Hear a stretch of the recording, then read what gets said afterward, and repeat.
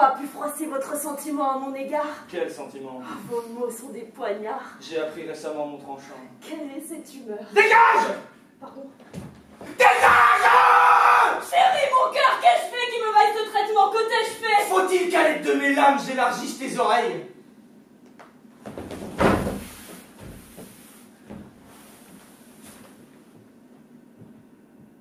Éphilie est morte. Et sans elle, vous me rejetez? Même avec elle, je t'aurais jeté si elle me l'avait permis. Ne m'as-tu jamais aimé?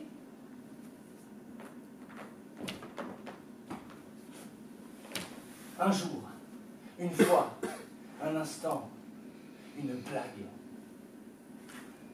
Te souviens-tu seulement de cette seule blague qui, sortant de ma bouche, te fit rire aux éclats? Non.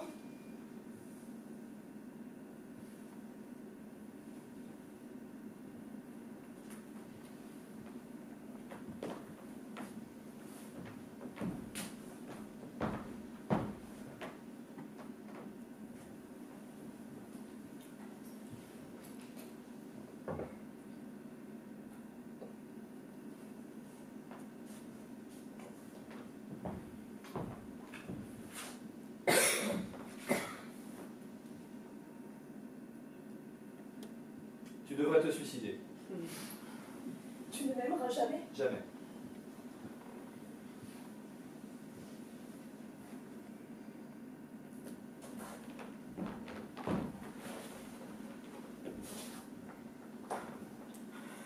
Alors, si tu daignais te retourner et me contempler, tu verrais que déjà je me suicide, qu'à chacun de tes mots, cette dague pointue s'est enfoncée un peu plus en avant dans mes chairs, et que dans son élan, elle ne s'arrête plus. Retourne-toi! Regarde-moi, sale traître! Je t'ai aimé d'un amour véritable pendant tant d'années! Mon sang inonde le sol, tu entends? Bientôt il sera à tes pieds! Tes semelles baigneront dedans, et à chacun de tes pas, tu le traîneras! Retourne-toi! Regarde-moi! Ta femme meurt et tu restes prostré sans même lui offrir un regard! Tu n'es qu'un lâche! Mais je t'aime! Regarde ta femme mourir! Je m'en tape de ta mort. Ce n'est pas le tranchant de cette lame en moi qui me tue. C'est le tien en toi, sale traître, pauvre lâche.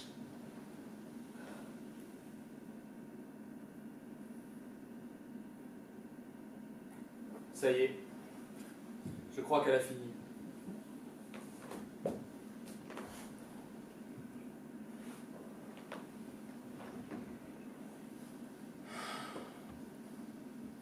Quelle conne. Tiens, elle est marrante cette position. Mais ça n'arrange pas mes affaires. Il faudrait que les gens cessent de mourir ici. Le sol est imbibé de sang. Les petits n'arriveront jamais à la voir. Il faudra les fouetter pour qu'ils y mettent de l'huile de coude.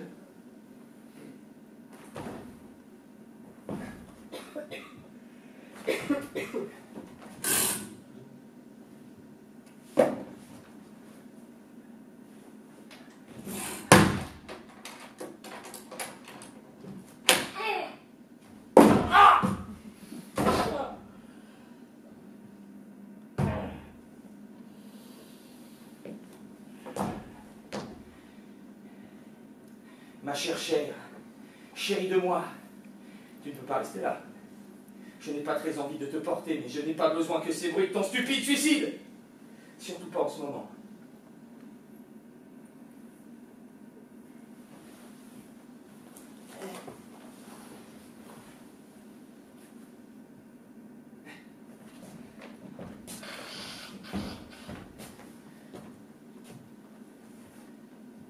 Ne laisse pas une grosse traînée de sang derrière toi, s'il te plaît.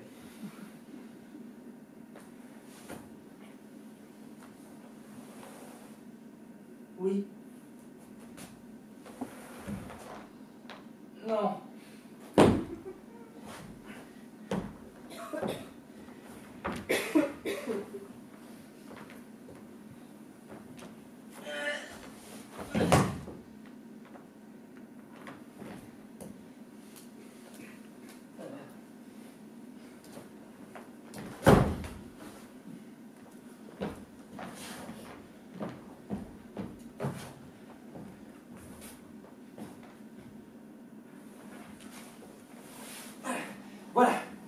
Comme ça, c'est bien.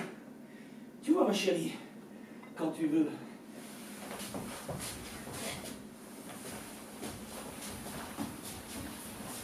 Il nous faut régler la situation au plus vite.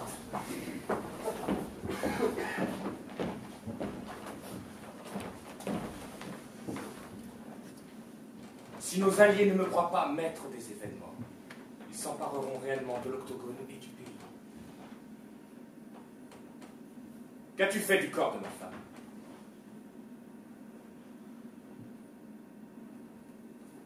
Pardon.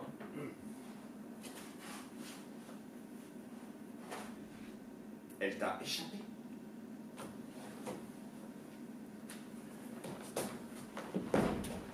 Petit crétin, je ne te paie pas pour être incompétent. Crois-tu qu'avoir grandi avec moi me rendra plus clément?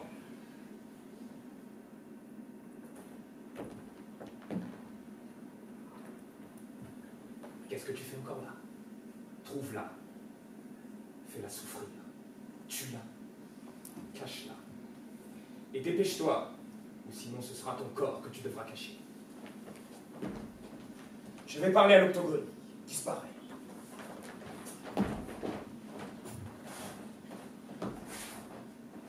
Messieurs, au vote à main levée maintenant. Se prononce pour la reconnaissance du sinistre de Laszlo, défenseur du drôle et la déchéance de son statut. Par 4687 voix sur 4694, adjugé pour le drôle. Messieurs,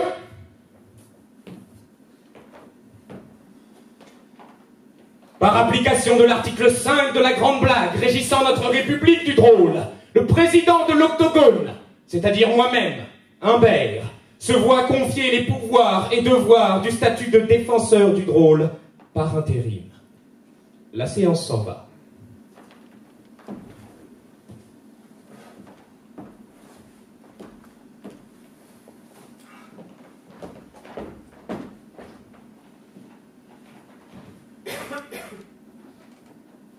Dilemme.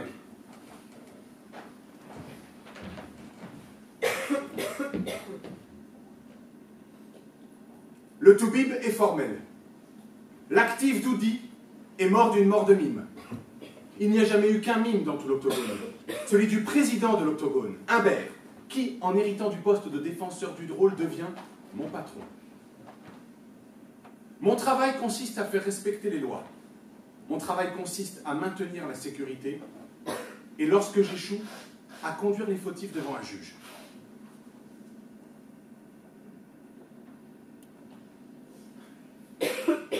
Mais si le chien se mord la queue, si fautif et juge se confondent, que dois-je faire?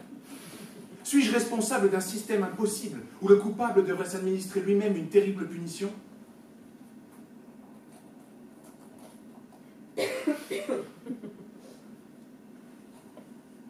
Je n'ai pas signé pour ça.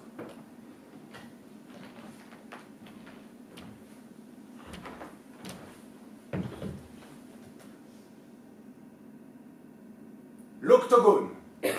Un coin tranquille, quelques pontes trop sous pour trouver la sortie? Ben tiens. Je ne demandais qu'à être payé pour marcher dans des couloirs. Juste vivre puisqu'on m'y oblige. Mais sans tous ces soucis, ces lourdeurs. Manger, boire, dormir, juste l'essentiel.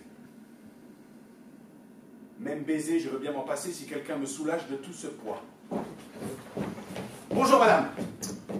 Bonjour, garde. Puis-je m'entretenir quelques instants avec vous? Mais faites donc.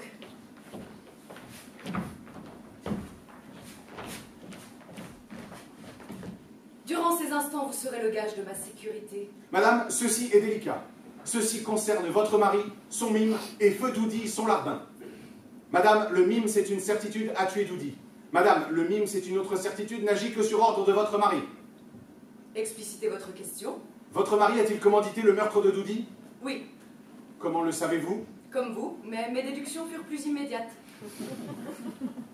Merci. Que dois-je faire? Que voulez-vous faire? Continuer à manger, boire et dormir. Alors faites, mais ne vous souciez pas, la vérité éclatera et la justice tombera. Ah, le mime qui me poursuit et qui écoute. Tu étais là à nous écouter.